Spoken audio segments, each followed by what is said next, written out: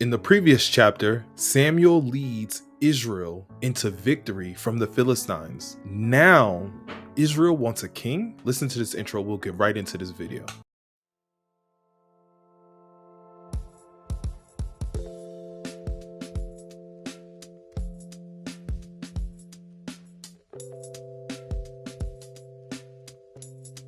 When God gives you that peace, you will rest in his security, his protection, his comfort, his love.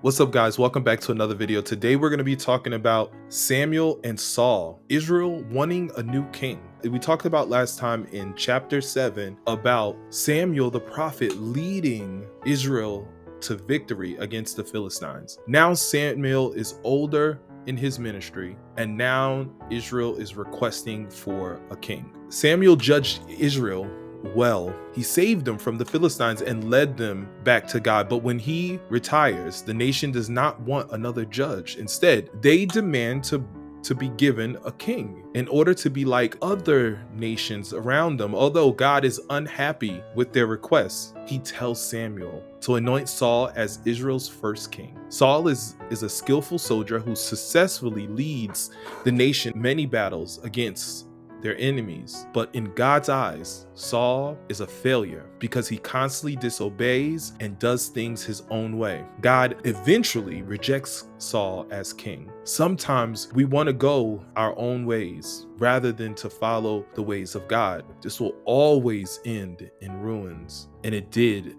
to Saul. So let's get right into 1 Samuel chapter 8, starting at verse 1. Let's go. And it reads, "As Samuel grew old, he appointed his son to be judge over Israel, Joel and Abad. His oldest son held court in Beersheba, but they were not like their father, for they were greedy for money. They accepted bribes and perverted justice. Finally, all the elders of Israel met at Ramah to discuss the matter with Samuel. Look, they took him. You are now old, and your sons are not like you. Give us a king to judge us like all the other nations have." Samuel was displeased with their requests and went to the Lord for guidance. "Do everything they say to you," the Lord replied, "for they are rejecting me, not you. They don't want me to be their king any longer. Ever since I brought them from Egypt, they have continually abandoned me and followed other gods, and now they are giving you the same treatment. Do as they ask, but solemnly warn them about the way a king will reign over them." In verse 10, Samuel warns against a kingdom. So Samuel passed on the Lord's warning to the people who were asking him for a king. "This is how a king will reign over you," Samuel said. "The king will draft your sons and assign them to the chariots and their charioteers, making them run before his chariots.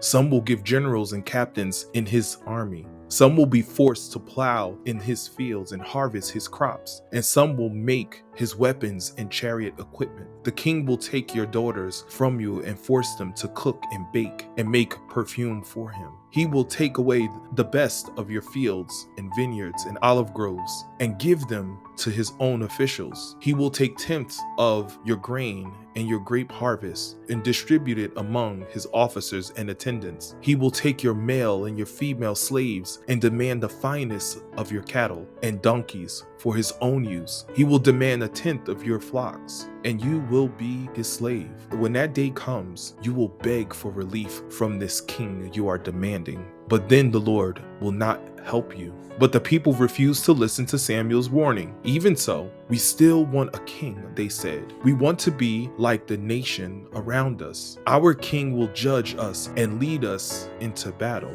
So Samuel repeated to the Lord what the people had said, and the Lord replied, "Do as they say and give them a king." Then Samuel agreed and sent the people home. That is God's holy word. Let's go back up and let's get right into breaking this chapter down. So what we'll see here, what we'll gather from this, is obviously Israel demanding a king. What is so obvious and what we can pull from this? Well, they were choosing the ways of worldliness. They were choosing to be like other nations of the world, not realizing that they had the best option, but they chose to be common like the world and doing the most horriblest thing that we get from this, rejecting God. So we will see in chapter 8 verses 1 to 5 the reasons for demanding a king. We will see out of corruption and worldliness. So in verses 1 to 5, as we see, we'll see an aged leader. Samuel was aged. He was ready to retire.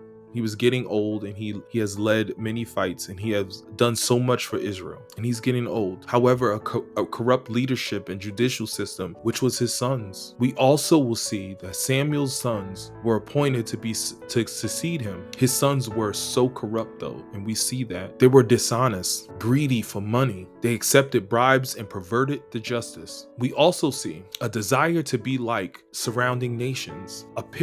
This is a clear picture of carnality, seeking after the ways of the world. Did elders approach Samuel? After they approached him, they demanded a king, just like all nations. But what we'll see in verses 6 to 9, we'll see a tragedy of demanding a king.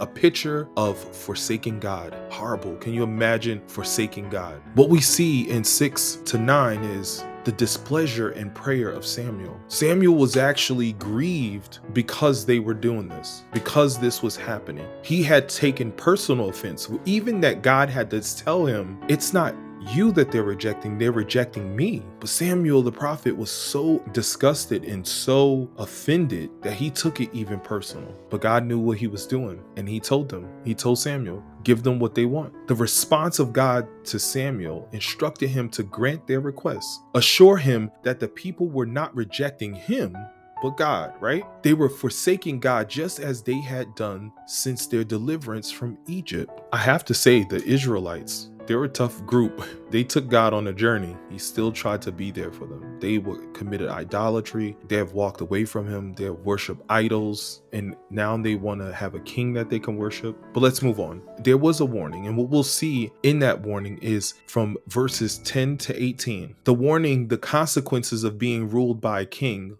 a monarch. And what we'll see is a picture of reaping what one sows from 10 to 18. What does that look like? Well, let's get right into it. There will be the severe restriction of liberty. The severe restriction of liberty. And that severe restriction of liberty is oppressive and compulsory. Military service for sons, to serve as stable laborers, to serve as the king honor guard, to build a large standing army. The next one is oppressive and compulsory service of labor, to serve as a super division in the fields and factories. The oppression and compulsory service of daughters, to serve the royal palace. The confiscation of property, to give to the king loyal officials and nobles. The taxation of crops, to give the king loyal officials and his noble people. The confiscation of the nation's labor force and of the best animals, the cattle. The taxation of the animals. The enslavement of the entire population. The loss and restriction